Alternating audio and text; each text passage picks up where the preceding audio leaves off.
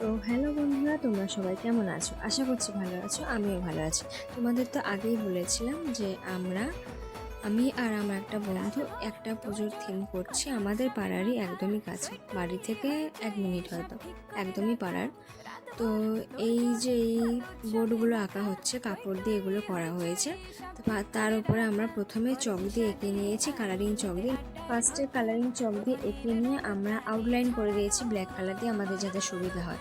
তারপর শুধু তো ব্ল্যাক অ্যান্ড হোয়াইট বললেই তো ব্ল্যাক অ্যান্ড হোয়াইট তো মানাবে না, তাই গ্রে, লাইট গ্রে আর ডার্ক গ্রে আর ব্ল্যাক, এই রকম কালারগুলো দিয়ে আমরা শ্যাডো দিয়েছি বা কালার করেছি, তোমরা দেখতে পাচ্ছ।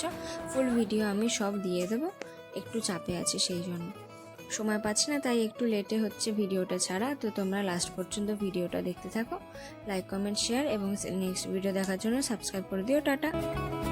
4 দিন প্ল্যানিং আছে ফুর্তিতে ঠাসা।